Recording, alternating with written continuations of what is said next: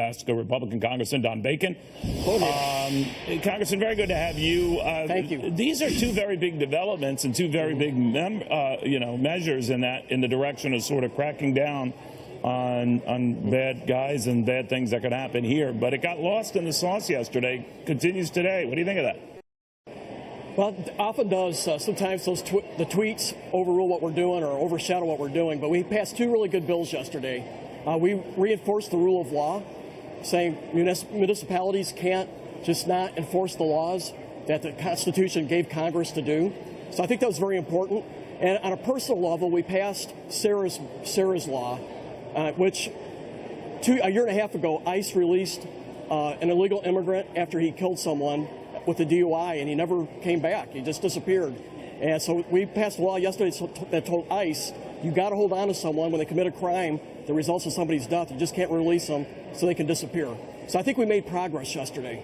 Well, those are two very big developments. You're quite right. Even those who necessarily wouldn't share the same enthusiasm would acknowledge they're consequential. But you mentioned maybe a little bit of your frustration that it got sort of punted aside with the obsession on the tweets. Do you think the president is wise to tweet?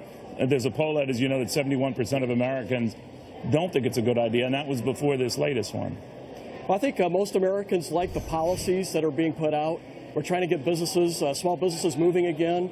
We're trying to get our military strong. We're trying to do tax reform. Healthcare is failing. We got to fix it. But it gets lost when you put out a bad tweet. So I would recommend that we do less Twitter and focus more on what our agenda is, because we have a good agenda. And so I believe we should raise the bar in how we talk to people. We need to have more civil communications. And I think we have a duty as the president, as well as Congress, to set the right example. So when that came out and you heard about it yesterday, what was your immediate reaction? I wished he wouldn't have put out that tweet. Now, I know some folks like it because he fights back. Right. And I think we appreciate that. But I think in this case, it's not presidential. We should raise the bar. And I don't think it's just for him. I think all of us have to set that example, because it is very uncivil. There's a lot of vitriol out there. And I don't think we help by throwing gas on the fire. We help by setting a better standard.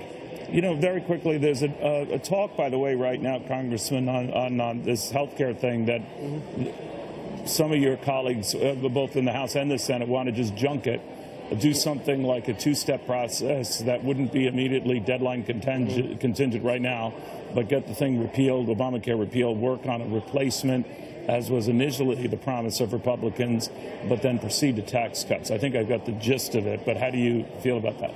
Well, I think the House passed a good bill with AHCA. It's going to lower insurance premiums. It does some major reforms. It cuts taxes. It reduces spending, reduces the deficit. But in the end, we have to fix the individual market out there. In Nebraska, we paid a 51% increase in premiums last year. We don't know what we're going to pay more this year. We're going to hear soon. Iowa just found out they're paying 43% more. So we have to fix this. Farmers and our small businesses are begging for relief because they cannot afford the premiums.